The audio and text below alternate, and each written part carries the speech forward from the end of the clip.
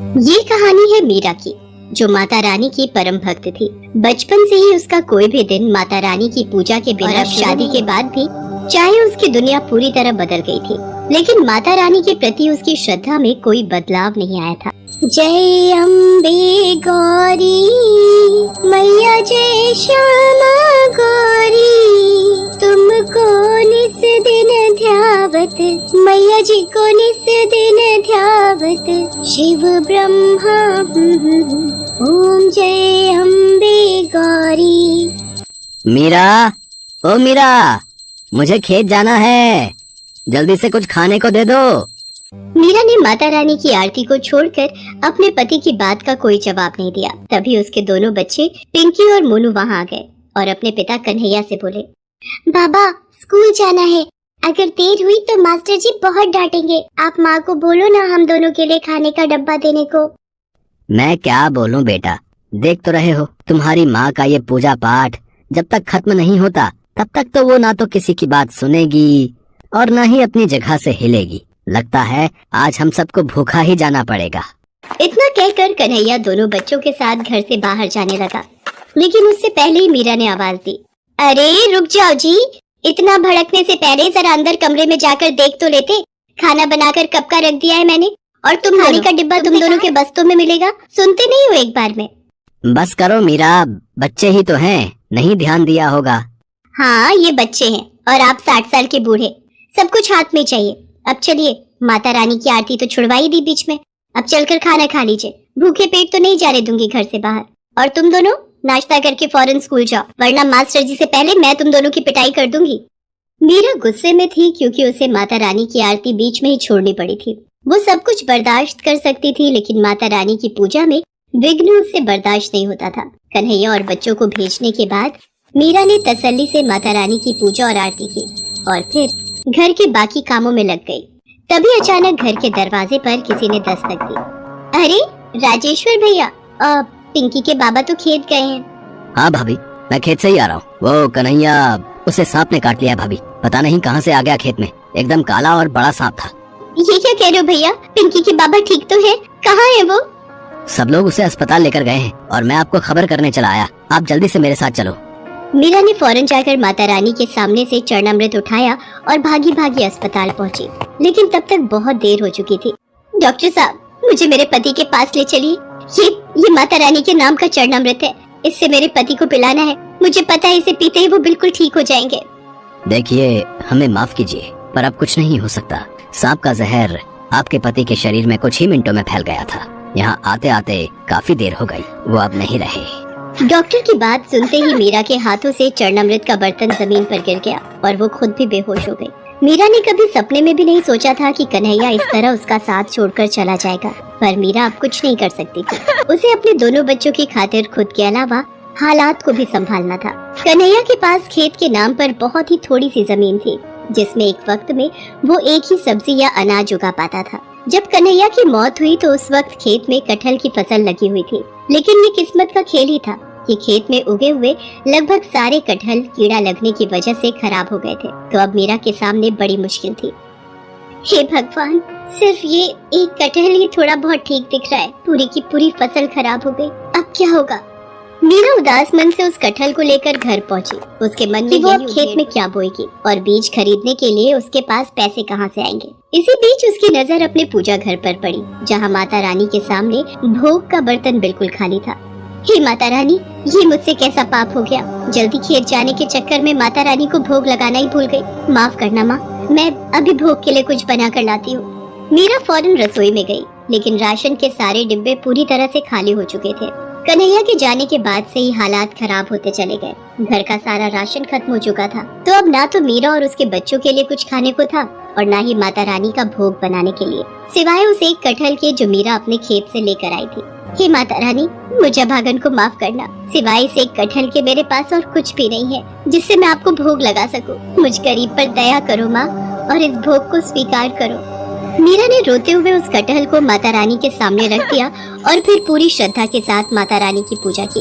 दोनों बच्चे भी उसके साथ माता रानी के सामने हाथ जोड़े बैठे रहे। फिर माता रानी की आरती के बाद, माँ अब तो आरती हो गई ना, मुझे माता रानी का प्रसाद दो ना जल्दी से। बहुत भूख लगी है, सुबह से कुछ भी नहीं खाया। नन्हे से मोनू की बात सुनकर मीरा को और भी रोना आ गया। उसे समझ नहीं आ रहा था कि आखिर वो उस कच्चे कटहल को बिना पकाए अपने बच्चों को कैसे खिलाए, लेकिन फिर भी उसने कटहल को माथे से लगाया और उसे काटने लगी। हे माता रानी, काश ये कटहल थोड़ा बहुत पक गया हो ताकि मेरे बच्चे कुछ तो खा सके। इसी उम्मीद के साथ मीरा ने पूरा कटहल काट दिया और ऐसा करते ही उसकी आंखें चमक उठी। हालांकि वो कटहल खाने लायक तो नहीं था, लेकिन फिर भी उसके अंदर कुछ ऐसा था जो बहुत ही अनोखा था। माँ, इस कटहल के बीज इतने क्यों चमक रहे हैं? क्योंकि ये बीज सोने के हैं पिंकी, ये जरूर माता रानी का चमत्कार है। मीरा ने माता रानी के सामने सिर झुकाया और फिर तुरंत ही उस कटहल से सारे बीज बाहर निकाल लिए। वो सारे के सारे बीज खालिद सोने के थे। मीरा ने उनमें से एक बीज गांव के सुनार के पास जाकर बेच दिया। उस बीज के बदले मीरा को काफी सारे पैसे मिल गए, जिससे सबसे पहले मीरा ने बच्चों को पेट भर खाना खिलाया और फिर घर के लिए काफी सारा राशन भी खरीद लिया। माँ, माता रानी ने सब ठीक कर दिया ना?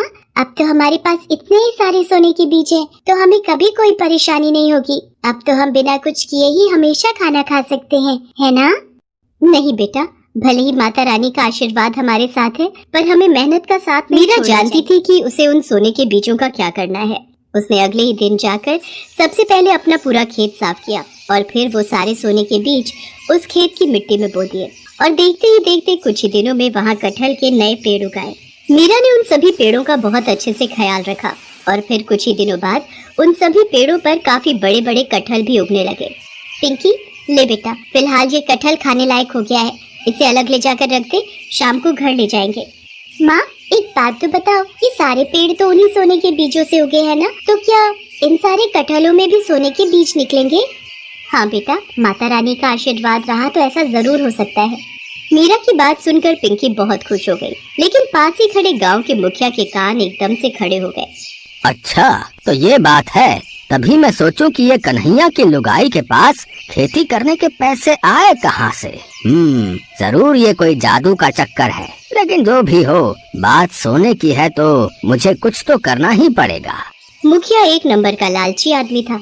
वो सारा दिन मीरा के खेत के आसपास ही मंडराता रहा और फिर शाम के वक्त जैसे ही मीरा खेत से घर गई तो मुखिया ने अपने कुछ आदमियों के साथ मिलकर मीरा के खेत से सारे कटहल चुरा लिए और उन सबको अपने घर लेकर आ गया। मुखिया ने अपने घर के सभी सदस्यों को उन कटहलों को काटने में लगा दिया, लेकिन उनमें से एक भी कटहल में सोने का नामो निशान नहीं था। दूसरी तरफ मीरा जो एक कटहल अपने घर लेकर गई थी, उसे उसने पहले की तरह ही सबसे पहले माता रानी को भोग लगाया और फिर पिंकी ने उसे काटा।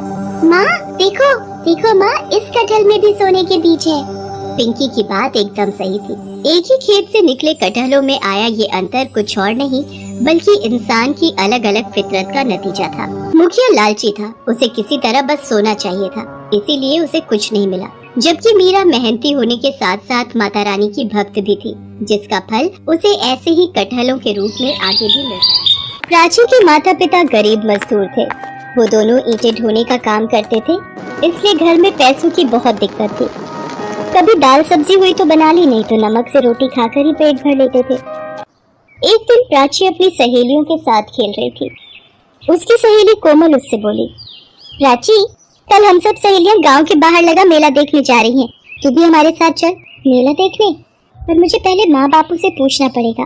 ठीक है, शाम तक पूछकर बता देना, वरना हम सब चले जाएंगे। प्राची घर जाती है और मेले में जाने की बात करती है। माँ, कल कोमल और मेरी बाकी सहेलियां गांव के बाहर मेला देखने जा रही हैं, मुझे भी उनके साथ जाना है। प्राची, तुझे तो पता है आजकल तेरे बापू और मुझे मजदूरी का काम नहीं मिल पा रहा है, और जो थोड़ा बहुत काम मिलता है उसमें बहुत कम पैसे मिल पाते हैं। मेले में जाने के लिए तुझे कम से कम 50 रुपए की तो जरूरत पड़ेगी ना। माँ, मैं वहाँ से कुछ भी नहीं खरीदूंगी, बस ऐसे ही घूम कर लौट आऊंगी। मालती, अगर प्राची जाना चाहती है तो उसे जाने दे। हमारी बच्ची वैसे भी हमारे साथ कहीं घूमने नहीं जाती है। प्राची, तू कल मेले में घूम आना। सच बापू? आप बहुत अच्छे हो। ये ले, तू ये 20 रुपए रख ले और अपने लिए वहाँ से कुछ खरीद लेना। प्राची को 20 रुपए देते हुए उसके पिता और माँ की आंखों में आंसू आ जाते हैं। आज वो पैसे को मोहताज थे, पर फिर भी अपनी बेटी के चेहरे पर आई मुस्कान देखकर उनकी आंखें भर आती हैं। अगले दिन प्राची कोमल और अपनी बाकी सहेलियों के साथ मेला घूमने जाती है। माला, पूजा, प्राची, ये देखो, मेला घूमने के लिए माँ ने मुझे 200 रुपए दिए। मेरी माँ ने भी मुझे 200 ही दिए। और तुम्हें पूजा प्राची 150 रुपए लाई हो। वो मैं 20 20 रुपए, बस इतने में तो एक छोटी सी गुड़िया भी नहीं आ पाएगी। पूजा माला चलो सामने कठपुतली का खेल देखते हैं। 20 रुपए की टिकट है, तुम तीनों देख लो, तब तक मैं पानी पी कर आती हूँ। प्राची जानती थी उसके पास कम रुपए हैं, इसलिए वो ऐसे ही मेले में घूमती रही। बापू ने बड़ी मुश्किल से ये रुपए मुझे दिए थे। मैं इन रुपयों से घर के लिए कुछ खरीद लेती हूँ। पर यहाँ तो कुछ भी नहीं दिख रहा है ऐसा। क्या हुआ प्राची, तूने तो ना ही कुछ खाया और ना ही कुछ खरीदा। हम देख कितना कुछ खरीद लाए, इतनी सारी खिलौने, पैसे ही नहीं थे। अब चल, बहुत देर हो रही है, हम सब घर वापस चलते हैं। प्राची सब सहेलियों के साथ घर वापस आने लगती है। तभी उसकी नजर एक बूढ़ी औरत पर पड़ती है। फूल गोभी ले लो बेटी, आज सुबह से एक भी फूल गोभी नहीं बिकी, तुम्हारी बड़ी मेहरबानी होगी। अगर मैं फूल गोभी खरीद कर ले जाती हूँ तो माँ बहुत खुश होंगी। रात को हम इसकी सब्जी बनाकर रोटी के साथ खा सकेंगे। वैसे भी बापू के पास इतने पैसे नहीं होते कि हम रोजाना ताजी सब्जी बनाकर खा सके। क्या सोच रही है प्राची, जल्दी चल, घर जाने में देर हो गई तो माँ डांट लगाएंगी। अम्मा, मेरे पास ये 20 रुपए हैं, आप इनका मुझे गोभी का फूल दे सकते हो? हाँ बेटा, लो, ये गोभी का फूल 20 रुपए का है। मुझे तेरे ऊपर तो हंसी आती है प्राची, तू मेला घूमने आई है और क्या खरीद कर ले जा रही है? गोभी का फूल। सब सहेलियां जोर जोर से हंसने लगती हैं। प्राची गोभी का फूल खरीद कर घर आ जाती है। प्राची बेटा, वो रुपए तो तेरे बाबूजी ने तुझे मेला घूमने के लिए दिए थे और तूने उन रुपयों से कुछ भी नहीं खाया, ना ही अपने लिए कुछ खरीदा। मेरी बच्ची, वहाँ भी तुझे घर का ही ख्याल आया। मालती, हमारी प्राची सचमुच बहुत समझदार हो गई है। चल, अब तो बैठ में गरम गरम इस फूल गोभी की सब्जी बनाती हूँ, फिर हम तीनों मिलकर खाना खाएंगे। मालती सब्जी बनाने के लिए गोभी काटने बैठती है। गोभी देखने में बहुत बढ़िया और ताजी है। काश एक गोभी का फूल और होता तो ज्यादा सब्जी बन जाती। मालती देखती है वहाँ एक गोभी के फूल की जगह 2 गोभी के फूल हो जाते हैं। ये क्या जादू है? ये कैसे हो सकता है? यहाँ पर तो एक ही गोभी थी, पर अब 2 फूल कैसे हो गए?